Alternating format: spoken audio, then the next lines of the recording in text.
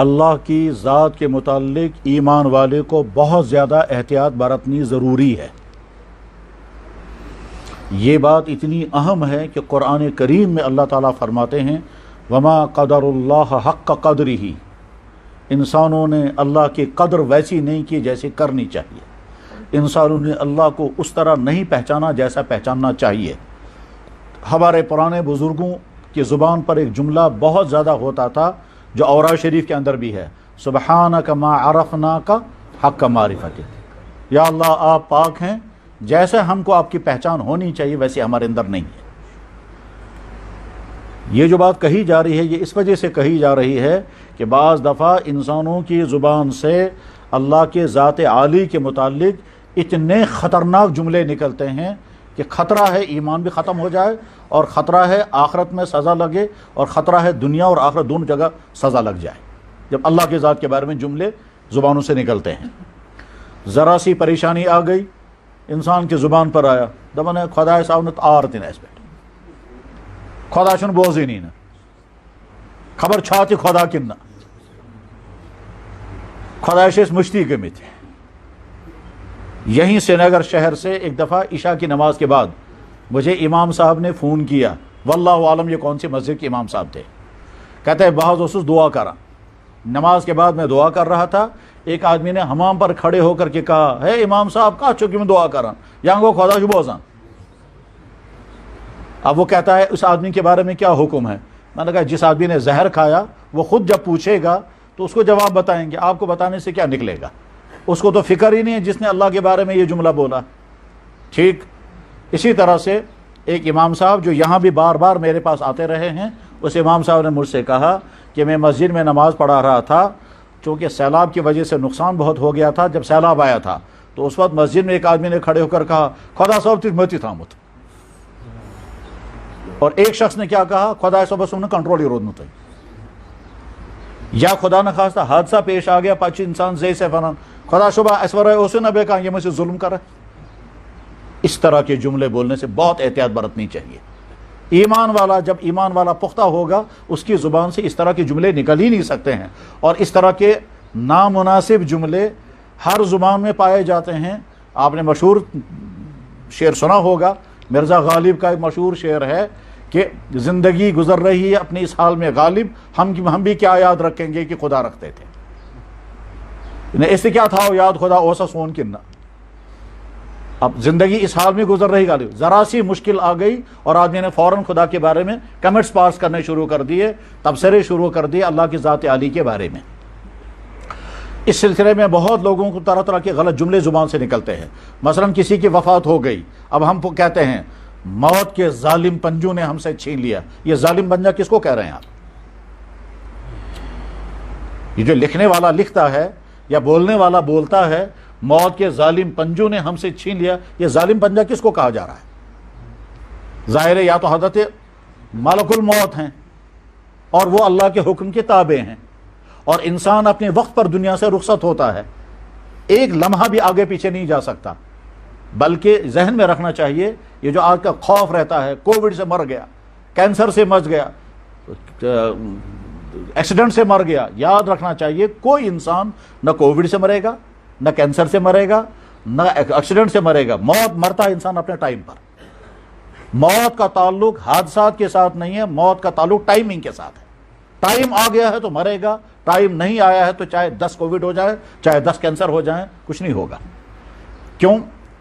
جب بچہ ماں کے پیٹ میں کنسیو ہو جاتا ہے، سٹارٹ ہوتا ہے، مرد اور عورت کا نطفہ مل گیا، جو ہی 40 دن گزر جاتے ہیں تو اللہ تعالیٰ ایک فرشتے کو مقرر کر دیتے ہیں۔ بخاری شریف کتاب العلم میں حدیث ہے، وکل اللہ ملکن، اللہ ایک فرشتے کو طے کر دیتے ہیں، وکل اللہ، اللہ سپرد کر دیتے ہیں، ذمہ داری ڈال دیتے ہیں، ملکن ایک اس ملکس۔ اب وہ فرشتہ جو ہے وہ حمل کی حفاظت کرتا ہے۔ 40 دن گزر جاتے ہیں، فرشتہ عرض کرتا ہے یا اللہ کیا حکم؟ اللہ تعالیٰ فرماتے ہیں حفاظت کرو۔ پھر اور 40 دن گزر جاتے ہیں، پھر فرشتہ یا اللہ کیا حکم ہے؟ یہ تو تیسرا سٹیج آ گیا، یا ربی علقتن یا ربی مضغتن، یہ جملہ بولتا ہے فرشتہ، وہی بخاری شریف کی حدیث میں ہے یہ۔ جب 4 مہینے گزر جاتے ہیں تو فرشتہ عرض کرتا ہے یا اللہ کیا حکم ہے؟ حکم آتا ہے حفاظت کرو، تو فوراً فرشتہ عرض کرتا ہے یا اللہ کتنی عمر لکھ دوں؟ کسا وانس لیکس جناب ون زو آمتئی نا جان ابھی اس باڈی کے اندر جان آئی نہیں ہے اور عمر لکھ دیتے ہیں مل اجل یا اللہ اس کی عمر کتنی لکھ دوں گا میں, وہی عمر لکھی جاتی ہے.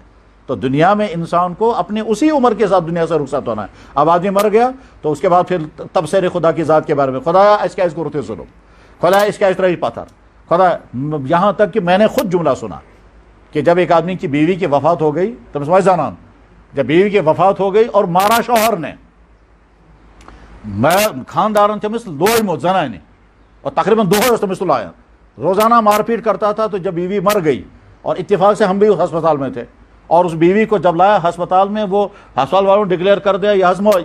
تو اس کے بعد باہر بیٹھ کر وہ رو رہا تھا, روتے روتے کہتا ہو خدایو تم بچ کس کا رکھو حوالہ, خدایو یہ ظلم کیا اس کو میں. پھر اس میں جملہ بولا خدایو آنکھوں وسعت. میں چونکہ زیادہ کشمیری جانتا نہیں تو میں نے ایک آدمی سے پوچھا یہ کیا بانا نہیں ہے, دپان کیا بانا یہ کیا بانا ایم کیا وون. اسی نے کہا کہ وہ دو میں زنان لائے آؤ چنر لوئی مت خدایو آنکھوں وسعت. اب آپ لوگ سمجھ سکتے ہیں جملے کا مطلب کیا ہوا. تو لہذا اللہ کی ذات کے بارے میں اپنی زبان کو قابو میں رکھیں. ہرگز کوئی کمنٹس اللہ کی ذات کے بارے میں پاس نہیں کرنے چاہیں. اللہ رب العالمین ہے, اس لیے وہ پرواہ نہیں ہے کون میرے بارے میں کیا کہتا ہے, مگر ایمان والے کی زبان تو قابو میں رہنی چاہیے.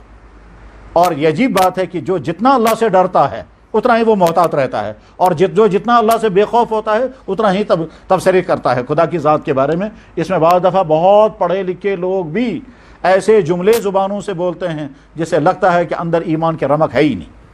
اور یاد رکھنا چاہیے یہ روش منافقوں کی تھی اور یہ روش دوسرے لوگوں کی تھی, ایمان والوں کی روش نہیں. بہرحال بات ٹاپک ختم ہو رہا ہے. اللہ کی ذات کے بارے میں اپنی زبان کو ہمیشہ قابو میں رکھیں, ہمیشہ قابو میں رکھیں, خصوصاً جب مشکلات آئیں, خصوصاً جب نعمت چھن جائے.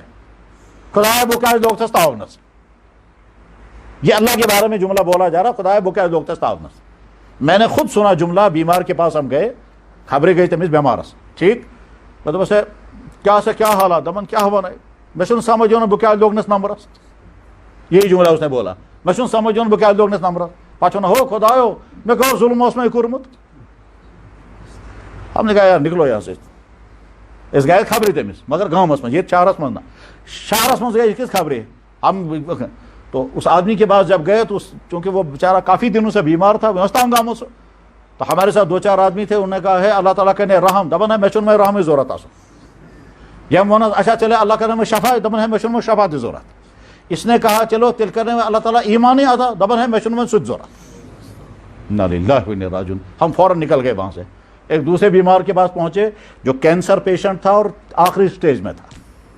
میں جاننے والا تھا, میں نے اسے کہا کیا حال ہے, دبن شکر خدا اس کو. میں دبن سے کھین چن دبن کہیں نہ آخزمین 1-2 لقمے کھاتا ہوں وہ بھی ہضم نہیں ہوتا, ات شکر خدا اس کو.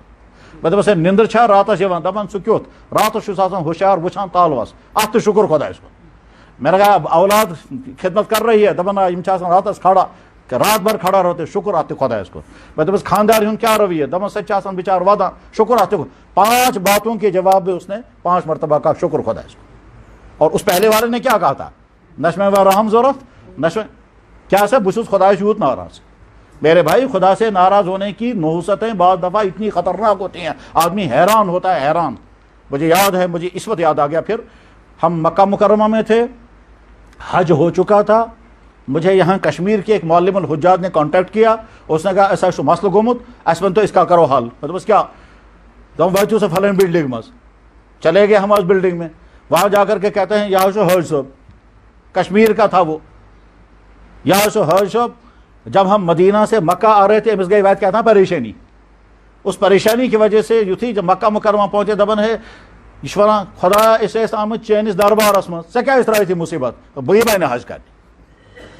چنانچہ وہ مکہ مکرمہ کے عزیزیہ بلڈنگ میں رہا, حج نہیں کیا, خانہ کعبہ نہیں گیا, عرفات نہیں گیا, مزدلفہ نہیں گیا, حج ختم ہو چکا تھا. اب معلم مجھ سے پوچھتا ہے اب اس کیا کرو بھائی, مطلب اس کیا کرو بھائی, یہ خدا یوت ناراض بیت کیا تھوڑا مشکل آئی تھی, اب تھوڑی سی مشکل بنا پر خدا روشن بیت, تو اللہ کو کیا پرواہ. ساری دنیا کے لوگ اگر اللہ سے روٹ. بہرحال اللہ کی ذات کے بارے میں بہت محتاط رہنا چاہیے. سبحانک ما عرفناک حق معرفتہ. بس میں بات ختم کر رہا ہوں, صرف ایک دعا یاد آ گئی مجھے, وہ سناتا ہوں. جناب رسول اکرم صلی اللہ علیہ وسلم نے ایک مرتبہ وہ دعا کے کلمات تھے، یا اللہ، ترجمہ کر رہا ہوں میں، یا اللہ آپ نے مجھے بے شمار نعمتیں عطا کی تاکہ میں شکر کروں، میں شکر کر نہ سکا، پھر بھی آپ نے مجھ سے نعمتیں نہیں چھینی۔ یا اللہ آپ نے مجھ پر مصیبتیں ڈالی تاکہ میں صبر کروں، میں صبر کر نہ سکا، پھر بھی آپ نے مجھے رسوا نہیں کیا۔ اللہ کے نبی سے زیادہ شکر کرنے والا کون، اور اللہ کے نبی سے زیادہ صبر کرنے والا کون؟ لیکن آپ نے یہ دعا کے کلمات کہے، یا اللہ آپ نے مجھے نعمتیں عطا کی تاکہ میں شکر کروں مگر شکر کر نہ سکا، پھر بھی آپ نے مجھ سے نعمتیں نہیں چھینی۔ یا اللہ آپ نے مجھ پہ پریشانیاں ڈالی تاکہ میں صبر کر کے دکھاؤں، آپ میرا صبر کا امتحان لے رہے تھے، میں صبر کر نہ سکا، پھر بھی آپ نے مجھے رسوا نہیں کیا۔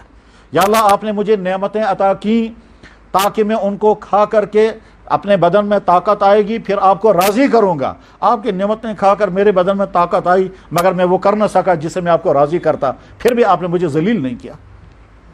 یہ دعا کے الفاظ حدیث مبارک میں آتے ہیں، کتاب کا نام ہے حسن حسین، اس میں بھی ہیں، اور ایک کتاب کا نام ہے الحزب العظم، اس میں بھی یہ دعا کے کلمات موجود ہیں۔ بہرحال اللہ کی ذات کے بارے میں اپنا رویہ بہت صحیح کرنا ضروری ہے، اور اپنی زبان سے بار بار استغفار کرنا چاہیے، یا اللہ میری زندگی کو کہاں سو چیز نیارون جس کی وجہ سے ایمان ہی میرا ختم ہو جائے، اور آدمی کو پتہ بھی نہیں چلے گا کہ ایمان چھن چکا ہے۔ ایمان والا ہمیشہ محتاط رہتا ہے میری زبان سے ایسی بات نہ نکلے کہ جس کی وجہ سے میرا سارا سرمایہ ختم ہو جائے۔